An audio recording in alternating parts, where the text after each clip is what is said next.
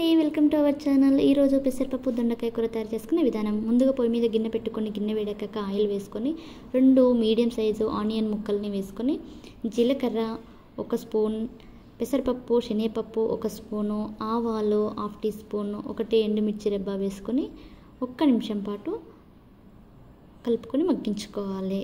ఇప్పుడు పొడుగ్గా కట్ చేసి పెట్టుకున్న దొండకాయ ముక్కల్ని, ముందుగా కడిగి నానబెట్టుకున్న పెసరపప్పు 1/2 కప్పు వేసుకొని కొంచెం సాల్ట్ వేసుకొని చక్కగా కలుపుకొని మగ్గించుకోవాలి ఒక 3 నిమిషాల పాటు లో ఫ్లేమ్లో.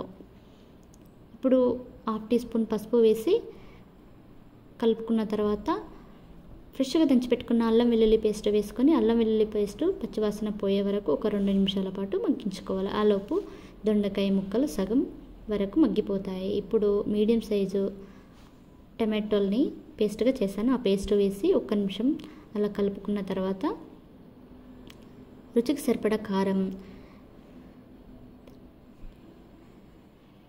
తరిగి పెట్టుకున్న కొత్తిమీర, కరివేపాకు వేసి ఆకు సాఫ్ట్గా అయ్యే వరకు 1 నిమిషం అలా కలుపుకోవాలి.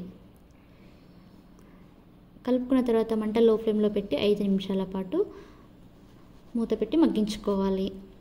ఇప్పుడు కమ్మని చిక్కని పెరుగు 1 కప్పు వేసి వెంటనే గరిటెతో 3 నిమిషాల పాటు కదుపుతూ లో ఫ్లేమ్లో ఉడికించుకోవాలి. ఇప్పుడు ఫైనల్గా రుచికి సరిపడా సాల్ట్ వేసుకొని కలుపుకొని 2 కప్పుల వరకు నేను వాటర్ వేసుకుంటున్నాను. మీకు గ్రేవీ ఎక్కువగా కావాలి అంటే కాస్త పెరుగు చికెన్ది ఎక్కువగా జోడించండి. 3 నిమిషాలు మగ్గిన తర్వాత గరం మసాలా వేసి 1 నిమిషం పాటు మగ్గించి సర్వ్ చేసుకోవడమే, అంతే. తప్పకుండా మీరు ట్రై చేస్తారు కదా. Please like and share, subscribe my channel.